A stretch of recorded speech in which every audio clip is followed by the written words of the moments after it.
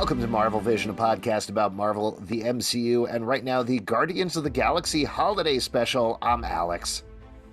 Ho, ho, ho! Merry Special! I'm Justin. And if you haven't already watched it on Disney Plus, please go do that because we're going to get into spoilers right now. But this is a full-on Christmas special. Call it a holiday special. Let's be honest, it's straight up a Christmas special. As Mantis, We don't touch on a lot of other holidays. No, not a ton of Hanukkah stuff. There's not even a menorah flying around here. Mm-hmm. But this focuses on Drax and Mantis trying to save Christmas for Peter Quill, aka Starlord, who had it ruined back in the day by Yondu. So they decide to get him the perfect present. They travel back to Earth and get him Kevin Bacon. It goes predictably wrong in a terrible way, but we get some big revelations about the Guardians of the Galaxy and their continuity and their place along the way. Before we get into specifics about the episode and how it came together, what'd you think about this one, Justin? It's fun. It really captures the holiday special energy where it's like there's not a ton of big twists and turns. It's sort of just generally nice. It's like a hangout show. There's some good jokes. The premise of baked into Kevin Bacon being who they have to get, and I guess the major touch point I had, I was like, genius, was Kevin Bacon saved a town through dancing. Starlord saved the universe by dancing. Mm-hmm. I thought that was super smart and really caught me off guard at the great writing on that particular moment.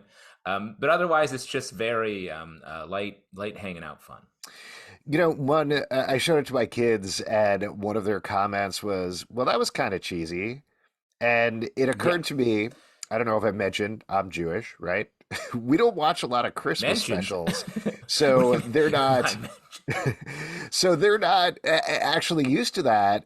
This to me is a commensurate Christmas special. This is exactly what you want out of a Christmas special. You want it to be heartwarming. You want it to be comforting, not necessarily too challenging. You want to get a little teary-eyed by the end with the emotion.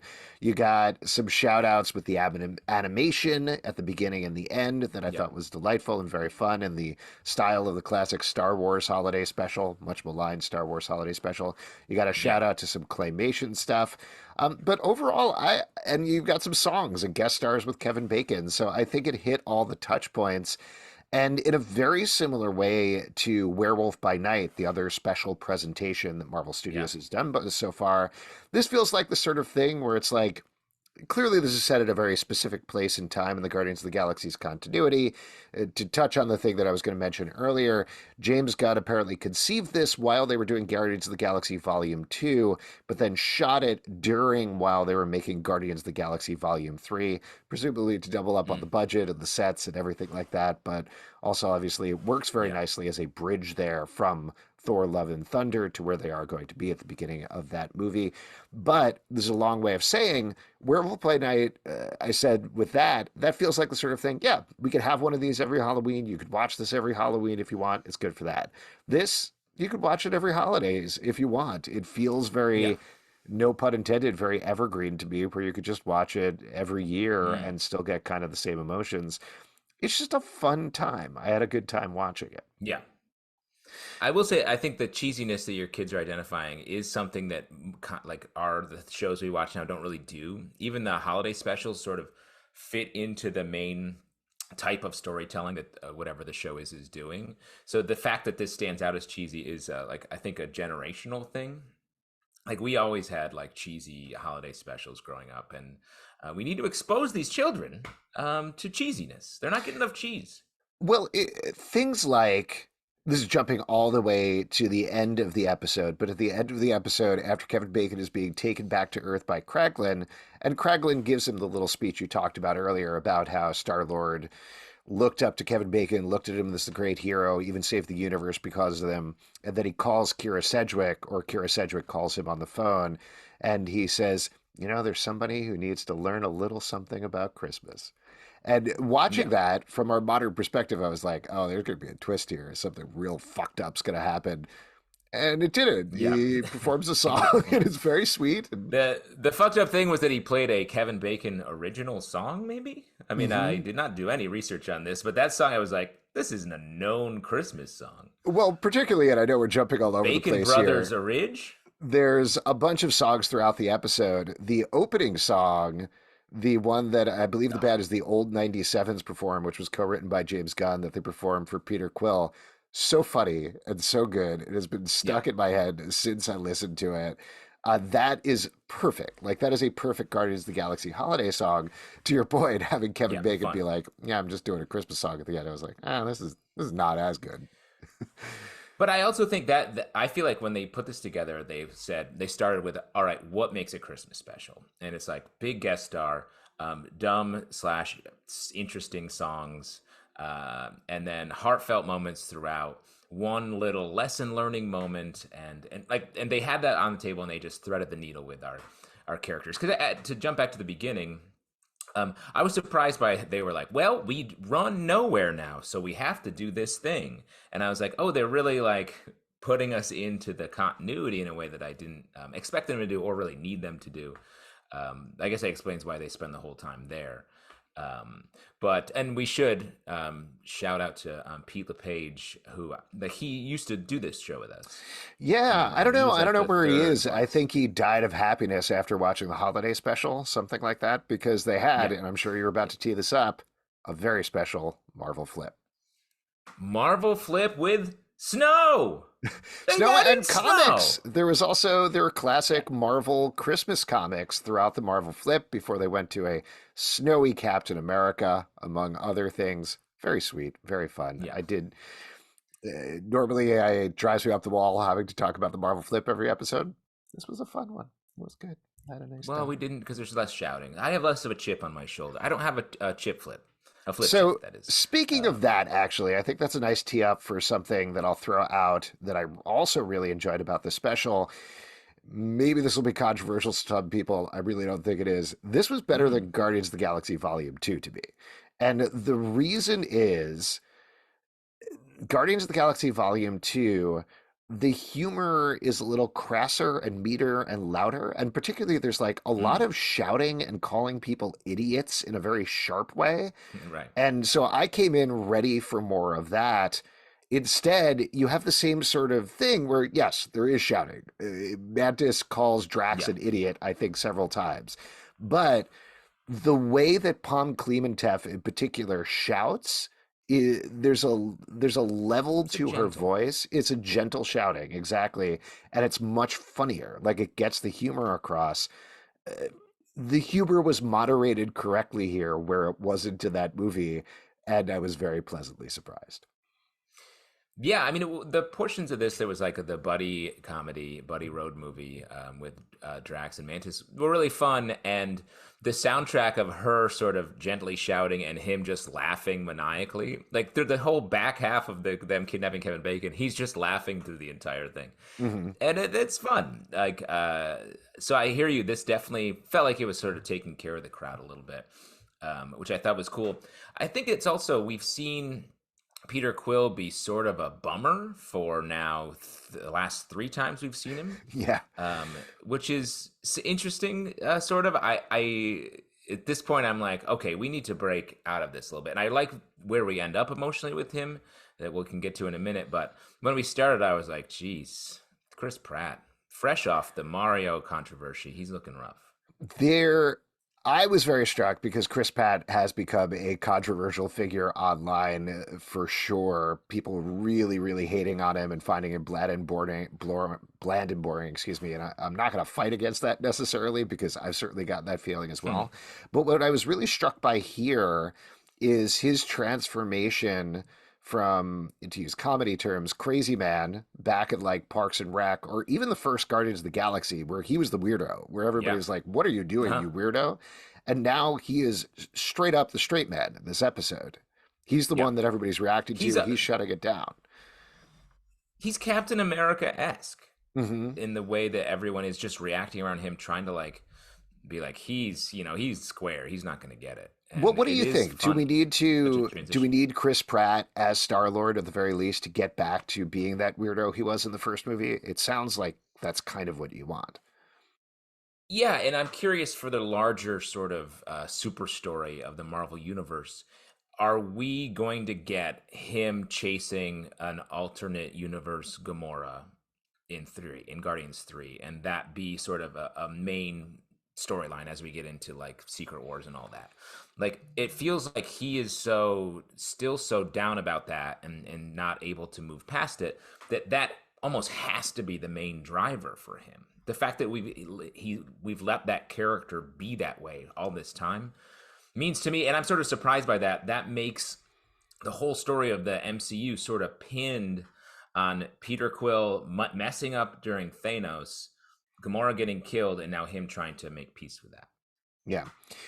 I guess we'll see. The other thing, though, is there's the big revelation in this episode beyond laying in the nowhere thing. The biggest emotional crux of it is that Mantis, it turns out, is Peter Quill's sister. And my impression of Yeah, the way they played that is everybody is putting their feelings on Star-Lord. They're like, oh, Kraglin tells this story about Yondu ruining Christmas forever and ruining it for Peter Quill. We later find out that no, it didn't actually. It bonded Yondu and Star-Lord even closer. Mantis is got him his very guns. scared, and it's very cute. That's how he got his guns. That's how Yondu got the little figurine.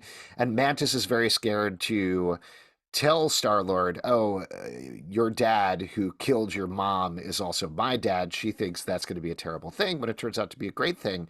So a little bit of it is maybe he's moping around, but more Yeah, everybody seems to think he's moping around when maybe he's actually right. okay, you know?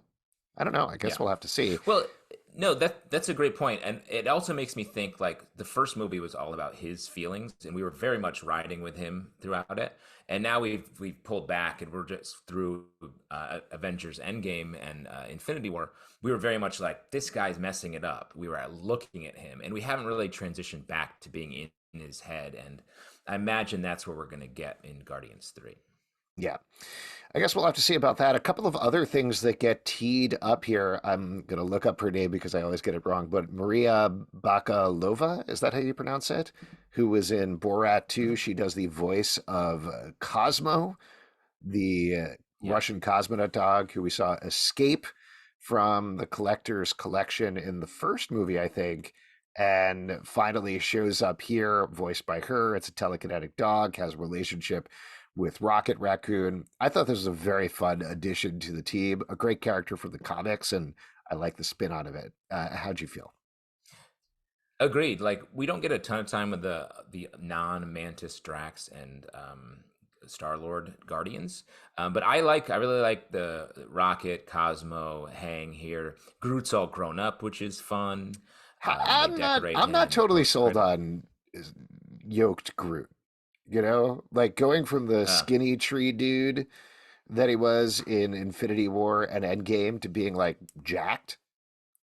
It looks a little weird to me. Are you on board with it? it it does look a little weird, but he might grow out of it. You know, Hmm. Yeah, he's like in some sort of teen or tween I think situation. I think they refer to him as a teen, but I have to imagine at this point it's like 16, 17, something like that. Like he's starting to get interested in, the opposite sex. He's working out at the gym a Yeah, lot, trying to get yoked on the yeah, football team, maybe. Maybe he yeah. takes you under the bleachers, slowly cups your face and kisses you ever so lightly on the mouth, works his Mm. hand down your. Oh, I'm sorry. Sorry. I'm working on some. You so it's not a separate project. You are Groot in a way. Yeah, I am Groot. I'm feeling very Groot right now. A couple of other things while we're talking about the other characters, little moments here. Like you said, there's not a ton of them, but two things with Rocket in particular. I loved the whoa, whoa, whoa, calm down with everybody leave Kevin Bacon alone. And then Kevin Bacon says a talking raccoon. He immediately jumps into I'll kill you, Yeah, grabbing him out of the air. Very fun. funny. Also, great callback with Nebula gifting him Bucky's arm. That was very fun Yeah, as that well. was really fun. That Nebula is just as you talk about Star Lord becoming a straight man, Nebula is just a joke machine. She's Hmm. just all comedy all the time.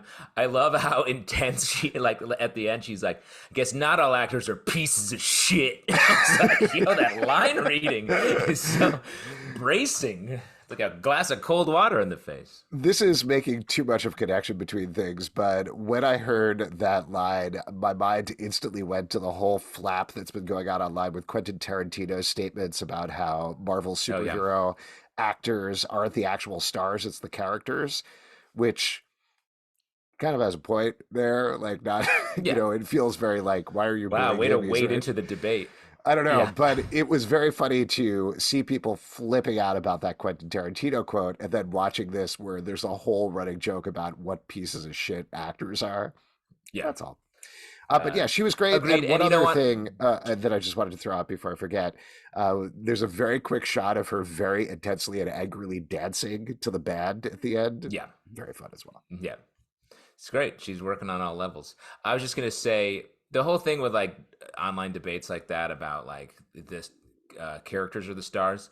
Really, both are like the characters are like the lead, but some of the movies you're there for the actor too. Also, Hmm. different audiences go for different things, and you need both inherently. Otherwise, you don't have a movie that will appeal to the largest number of people possible, which is literally the entire point. Yeah, there you go. What else can we shout out here? We mentioned most of the Um, characters. Yeah, go ahead, Justin. I want to talk Yandu for a second here, Mm-hmm. because who knew that Yandu is going to become this like emotional touchstone character through all these movies now, and now this special. Like we get again Yandu being this like soft-hearted person who like really takes care of this. He's the dad that Peter Quill never really got, and I just always Michael Rooker playing the role. He's such a sandpaper voiced dude, and the fact that he's Mm-hmm. become this one of the most emotional characters in the MCU is just funny to me.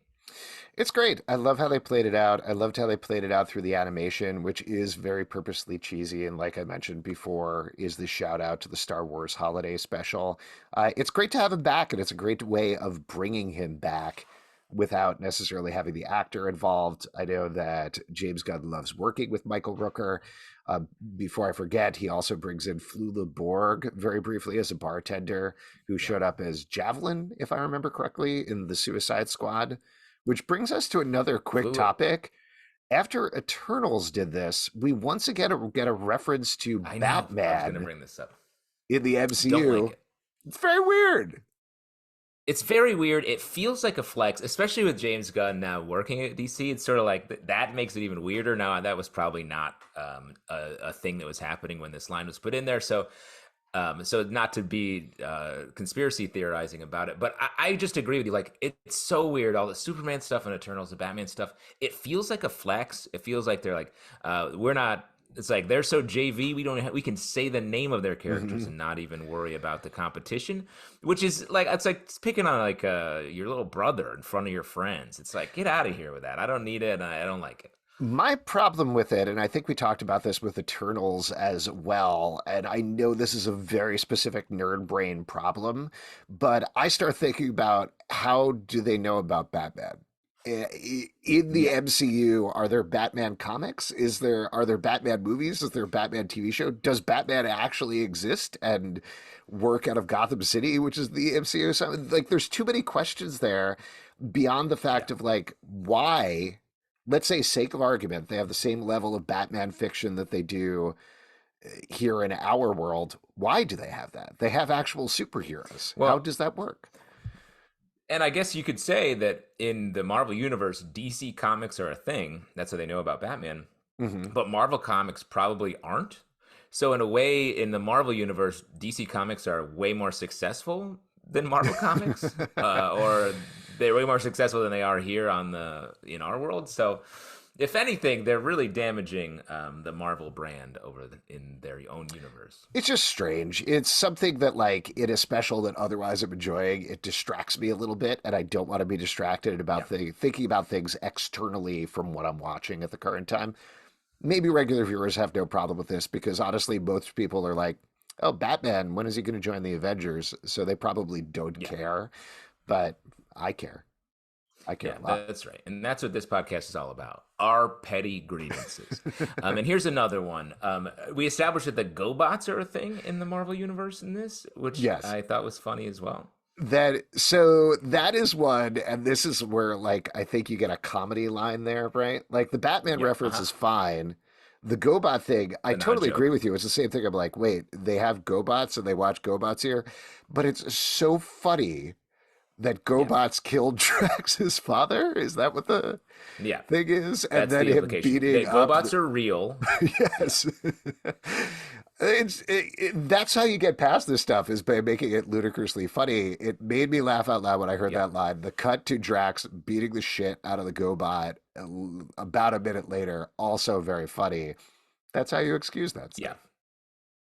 Very fun, and and the other implication here is that GoBots beat out Transformers. That's Hmm. maybe, are we saying that's a pivot point in the Marvel universe and led to the age of superheroes? And in our universe, we chose Transformers over GoBots, so we don't get heroes. Oh We've man, I made a want to go grave back in error. time. I want to fix that.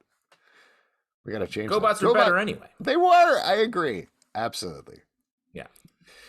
A couple of other jokes that I'll shout out there. I'm looking up the name. I'm definitely going to mispronounce it, but the very casual way that Starlord, when he sees the guy in the band, and he's like, "Oh, hey there, Baser Miko To Takaluk," or whatever his name is, Yeah. just like very quickly. That made me laugh out loud.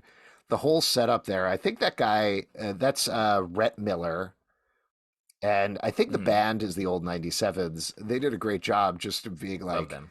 walking this line of we're clearly needling Starlord, but doing it in a way where we're doing it very friendly. Very fun. Yeah. That bit was very fun. Light roasting. I also appreciated the fact that Mantis and Drax went to Earth and committed so many crimes, which Yeah. you kind of forget they're not actually heroes. Like they walk the line, and that was the whole Yeah. point of it. Like they started as criminals. They end the first movie being like, "Do you want to do something bad, something good, a little bit of both?" That's the line at the end there. And here they rob people, they kidnap Kevin Bacon, they beat up police officers. A lot of stuff going down. Yeah. Um, But fun. yes. Any other All for the moments you wanted sake. to call out in particular, Justin? I think that hit all of mine for for the the show. All right. Great sweaters and the way they emphasize Kyra Sedgwick throughout this, I thought was just a funny like, no, look, we did it. I was like, okay, we get it. That was very fun. The last one that I wanted to call out was the whole bit with Drax and Mantis stealing the stuff from Kevin Bacon's yard and Drax being so focused on the Mm, weird little man. I thought that was very fun. yeah, Him thinking a candy cane was a man was very fun. And then Mantis's check in with the police officers after she goes to make sure they're alive. Be like, hey, here's this. And then the pause. And then that doesn't look like a man to you, right? And the way she sells that line is like clearly she wasn't sure about this. yeah. Is great. It just I think everybody was having a delightful time, and ultimately that's what I want out of a holiday special. So good stuff. I think that's a great point to sum it up. They're having a good time. It seems like they're having a good time making it, and that lets us have a good time watching it. Um, and what more can you ask for at this time of year? Exactly. Before we wrap up here, why don't we go to our vision board? What do you want for Christmas? I'm kidding. What do you want to Oh, see nice. off of this? And I know we touched on it a little bit. What do you want to see either from Marvel special presentations, Guardians of the Galaxy, etc.? I want more of these. These operate as one shots from the comic book world, which is some of my favorite stories growing up reading comics. So I would do these seasonally or a quarterly, however you want to refer to the passage of time, whether you're into money or love. But make your choice. So I think, and I think they're working. I think they're giving people that just additional dimension that doesn't feel so deliberate and like tied up into the major story in a phase that doesn't seem to have a major story. These were bright spots for me. And going forward, the Guardians, I want to sort of get Chris Pratt to finish mourning Gamora and figure out what his next move is in general, or move inexorably toward trying to find another Gamora in down the multiversal track. Totally agree with all that. Very excited for Guardians of the Galaxy Volume 3 now. I have said this before, but I was a little hesitant after Volume 2 because it is not my favorite source of humor in the MCU, but this is very encouraging in terms of the direction, so I'm very excited about that. And totally agree with you about the specials coming up. Let's have a Valentine's Day special, some sort of romance in the MCU. That sounds great.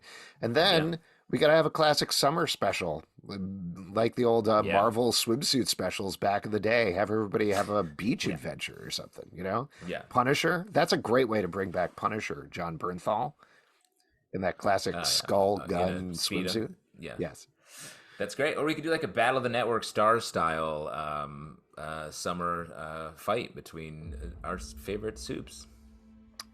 Any way they want to go, I am there. And if you would like to support us, patreon.com/comic book club. Also do a live show every Tuesday night at 7 p.m. to Crowdcast on YouTube. Come hang out. We love to chat with you about the MCU.